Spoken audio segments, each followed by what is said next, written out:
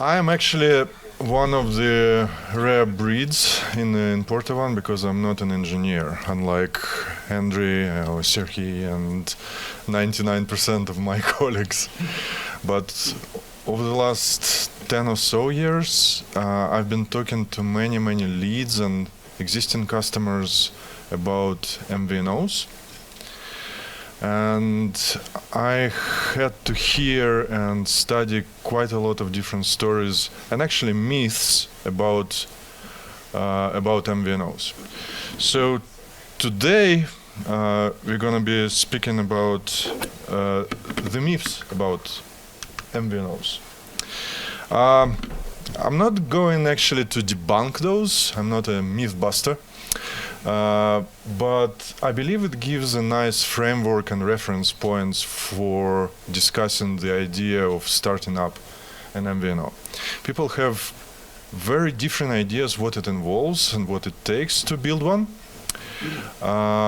So I would like to share those stories with you and see and explain what I think about those.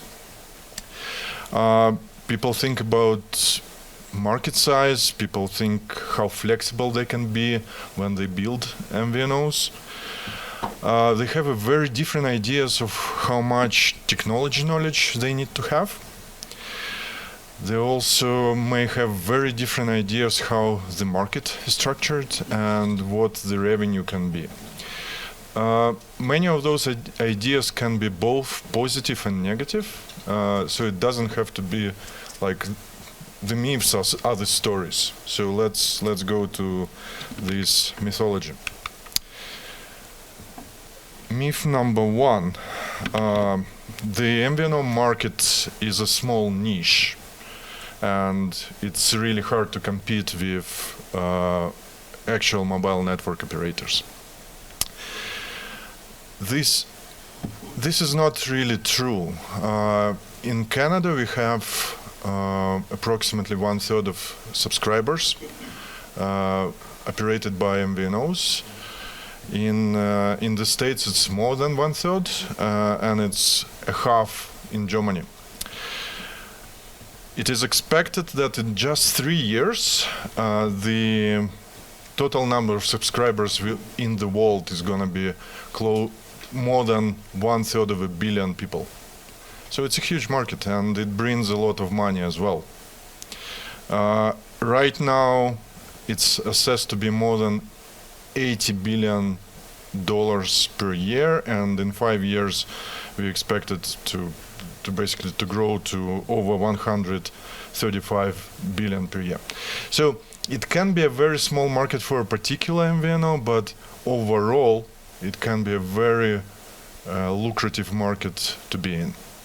So don't be afraid of smaller figures at the beginning. The second myth is about flexibility of what people can do when they run MVNOs. A lot of people think that since it's not a real mobile network operator, it's less regulated. This is not always true. I would say this is a real myth, because except for radio frequency regulation, MVNOs are subject to pretty much the same level of regulations from the government. It can be the protection of customer data, it can be quality standards, and it can be regulation of market competition. But on top of it, every MVNO must comply with the very specific regulations imposed by mobile network operators. They have to accept the pricing structure. They have to follow very specific technology requirements imposed by the MNOs. Well, a good example was more than 10 years ago, we did an integration with Sprint network in the States. And for example, they simply don't allow MVNOs to connect directly to their mobile core. They have a middleware system, and this is the only way you can connect to the network of the mobile operator. And at the same time, MVNOs don't really have any specific control over the infrastructure that they don't own. So they have to rely on their MNOs pretty much on everything. So MNOs in this case can be your worst enemy or can be the closest friend. If you know how to structure the relationship with your mobile network operator, it will have the major impact on your business as well as your lawyers. So speak to them, make sure that you know the framework and the compliance metrics.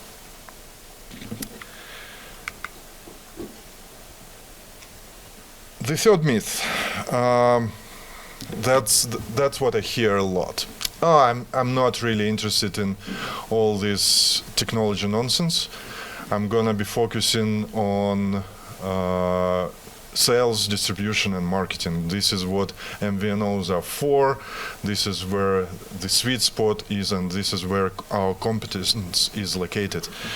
That sounds partially true, but at the same time, I see that successful MVNOs are actually run not only by businessmen, but also by savvy engineers.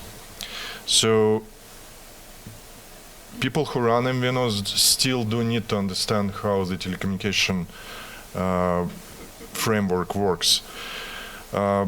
Examples: MVNOs need to integrate with the mobile core or mobile operators. They need to integrate with the bunch of different third-party systems, ticketing, CRMs, business intelligence, KYC, you name them.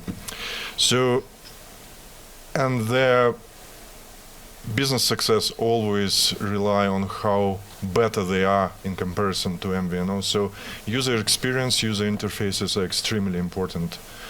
This does require technology knowledge, so when you start an MVNO, please make sure that you have some people who understand the stuff.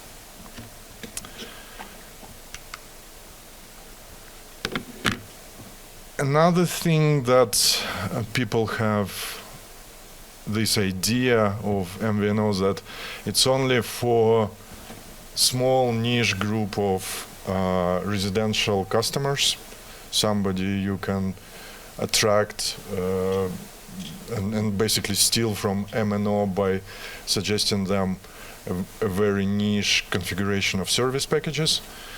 At the same time, our experience with our major MVNO client in Brazil, former Vodafone, now it's called Arkia, is quite opposite. They do exclusively IoT and M2M.